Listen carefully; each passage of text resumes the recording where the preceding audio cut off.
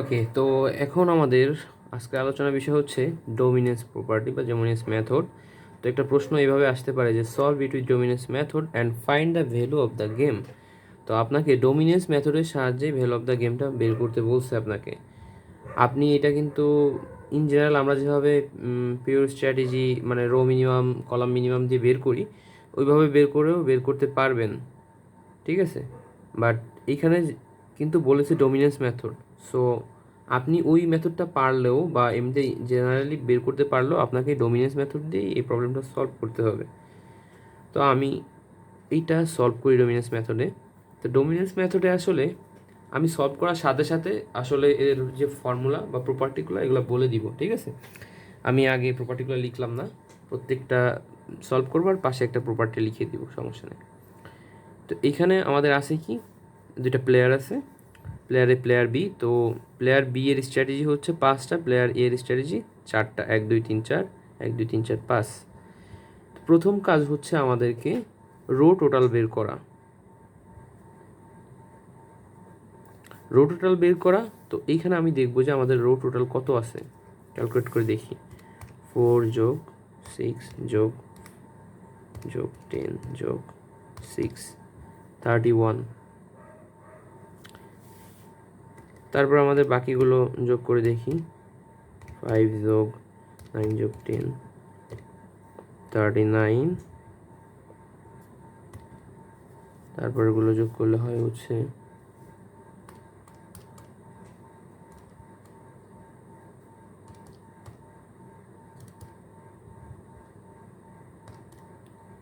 47, আর তারপরটা যোগ করলে হবে 30। তো আমাদের রো টোটাল বের করা হয়ে গেছে। এখন দেখব যে এই সবগুলোর মধ্যে আসলে আমাদের সর্বনিম্ন ভ্যালু কোনটা, অর্থাৎ কি সর্বনিম্ন ভ্যালু। তো আমাদের প্রথম স্টেপটা কি গেল, ফার্স্ট স্টেপ রো টোটাল বের করছি আমরা। সেকেন্ড স্টেপ আমরা কি করতেছি, সেকেন্ড স্টেপে করছি সর্বনিম্ন ভ্যালু যেটা সেটা। এখানে সর্বনিম্ন ভ্যালু কোনটা, 30। তো এটাকে আমি জাস্ট বোঝার জন্য এই মার্ক করে রাখলাম, এইভাবেই গোল দিয়ে স্টার দিয়ে দিলাম। তো ফাইন্ড আরটি মিন, অর্থাৎ রো টোটালের যে মিনটা ওইটা আমরা ফাইন্ড করলাম। তারপর আমরা কি করব, আমরা চেক করব যে এই রো, যে রোটা আমরা ধরবো, এই রোটা যেহেতু ধরছি এটার মিনিমাম, তো আমরা এই রোটাকে দেখবো যে এই রোটাকে অন্য কোনো রো ডোমিনেট করে কিনা, অর্থাৎ এটার বড় ভাই আছে কিনা, ঠিক আছে। মানে এটাকে কেউ শাসন করতে পারবে কিনা, এরকম কোনো রো আছে কিনা। যে শাসন করতে পারার শর্ত এমন যে সাপোজ এটা যদি এক্স হয়, এটা যদি এক্স হয় তাহলে এইটা সাপোজ ওয়াই, মানে এই রোটা ওয়াই, তো তাহলে ওয়াই বড় হতে হবে অথবা এক্সের সমান। এটা হচ্ছে শর্ত, ঠিক আছে, আমাদের রো এর ক্ষেত্রে।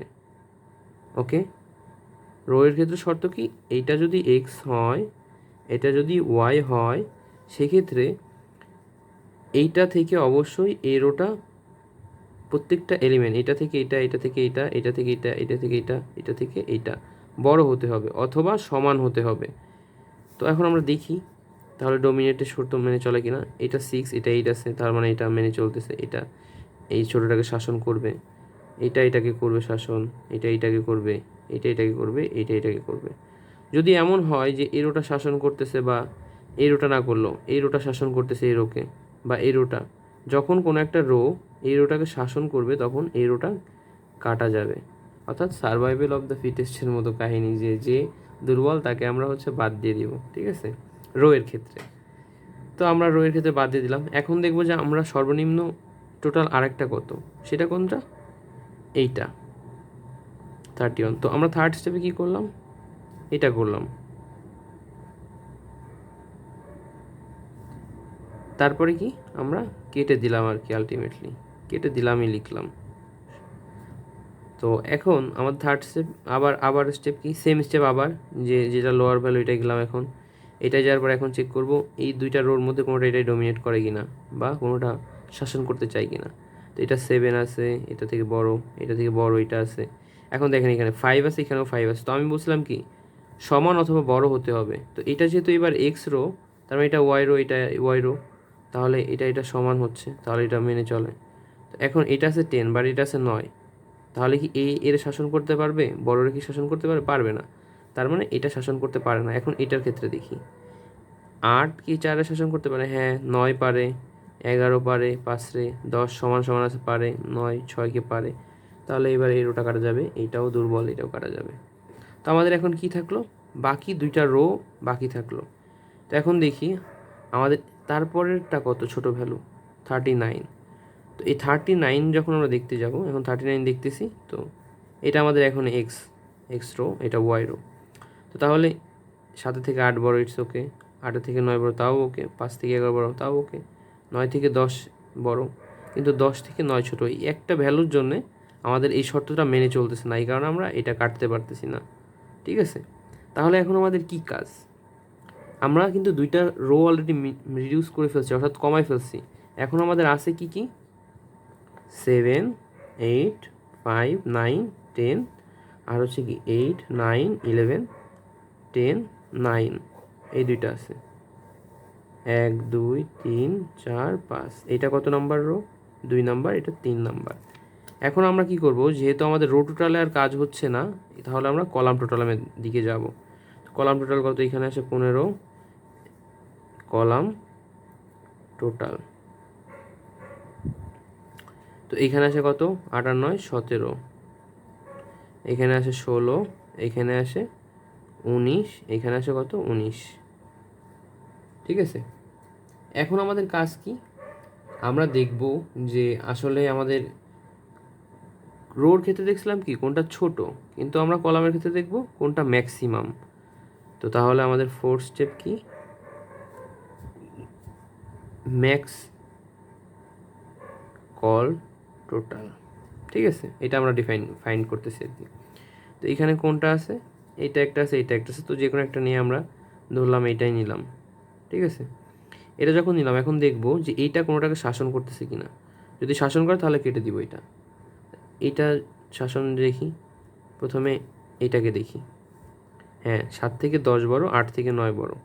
তাহলে যেহেতু এটা শাসন করতেছে, তো আমরা শাসন যে করে সে ভালো না কলামের ক্ষেত্রে। ঠিক আছে, তো এই ভালো না যেহেতু একে কাইটে দিব আমরা। ঠিক আছে, তাহলে কি কাটলাম? এটা যদি এক্স হয়, এটা যদি আমাদের এক্স হয়, এটা যদি ওয়াই হয়, এই সব ওয়াই, এই সব ওয়াই। ঠিক আছে, তো যদি এরকম হয় যে x is greater than or equal y, এটা হচ্ছে কলামের জন্য, সেক্ষেত্রে আমরা কি করব? এক্সটাকে কেটে দিব। ঠিক আছে, আর এখানে কি করতাম? এর উল্টাটা ছিল, আমরা ওয়াইটাকে এক্সটাকে কাটতাম এখানে, আর এখানেও আমরা এক্সটাকে কাটতেছি, কিন্তু চিহ্নটা চেঞ্জ হয়ে যাচ্ছে। তাহলে এখন আমরা এর পরের গ্রেটার ভ্যালুটার দিকে যাই। তাহলে এর পরেরটা 19 আছে, তো এইটাই গেলাম। এইটাই যাওয়ার পরে আমাদের কি দেখলাম? এটাকে ডোমিনেট করে কিনা।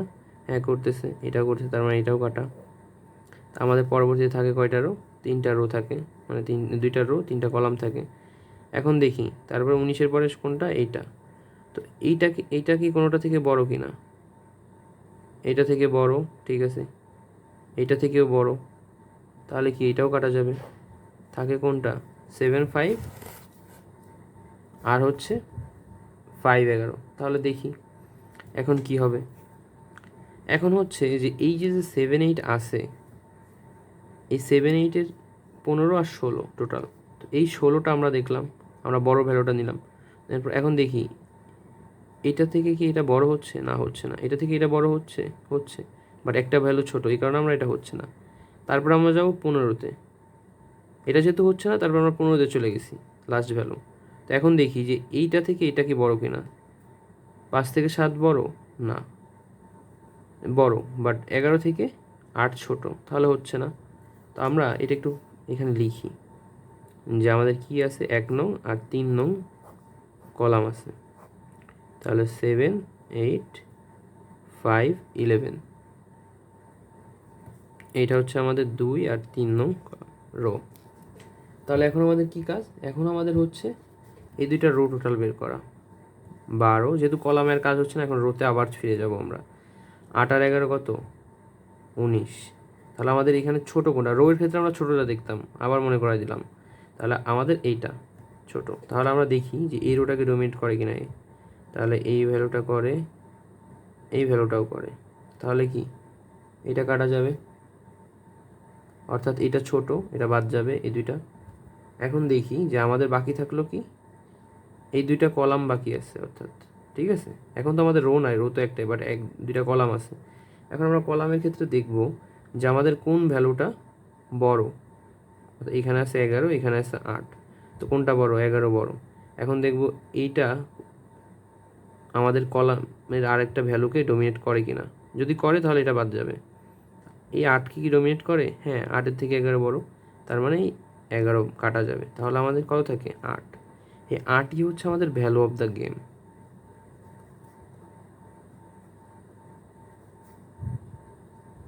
এইট। এখন মজার ব্যাপার হচ্ছে যদি কখনো ডোমিনেন্স মেথডে না বলে দেয় তাহলে এই ম্যাথটা কতটা ইজি। এই ম্যাথটা ছিল পিওর স্ট্র্যাটেজির। সেক্ষেত্রে আমরা কি করতাম? সিম্পলি রো মিনিমাম বের করতাম আর হচ্ছে কি কলাম ম্যাক্সিমাম বের করতাম, ঠিক আছে। তাহলে এইখানে হতো কত? রো মিনিমাম হচ্ছে এইখানে 4, এইখানে আসতো কত? 5, এইখানে কত? 8, এইখানে 4, আর এইখানে ম্যাক্সিমাম কত আসতো? 8, 9, 11, 10, 10। তাহলে আমরা এখান থেকে ম্যাক্সিমাম ভ্যালুটা নিতাম। ম্যাক্সিমাম ভ্যালু আমাদের কত? 8। আমাদের এখানে মিনিমাম ভ্যালু কোনটা? 8। তো আমাদের এটা স্যাডেল পয়েন্ট হয়েছে, তার মানে এটা হচ্ছে আমাদের ভ্যালু অফ দ্য গেম। এটা হচ্ছে আমাদের একদম ইজি ছিল পিওর স্ট্র্যাটেজির ক্ষেত্রে। তো বাট যেহেতু আমাদের ডোমিনেন্স মেথড করে বলে দিছে, তার কারণে আমরা এত ঘোরায় পেঁচে এত অঙ্ক করলাম। তো এই অঙ্কটা করতে গেলে অনেক সময় অনেক ঝামেলা হবে, যে বারবার করতে হবে। এই জন্যে ভিডিওটা পজ করে করে এটা আমার সাথে সাথে করলে এটা হয়ে যাবে। তো এটা হচ্ছে আমাদের পিওর স্ট্র্যাটেজির গেল। এখন যেহেতু ভিডিও লেন্থটা মোটামুটি ভালোই বড় হয়ে গেছে, তো আমরা মিক্স স্ট্র্যাটেজিটা পরের ভিডিওতে দিচ্ছি। ওকে, থ্যাংক ইউ।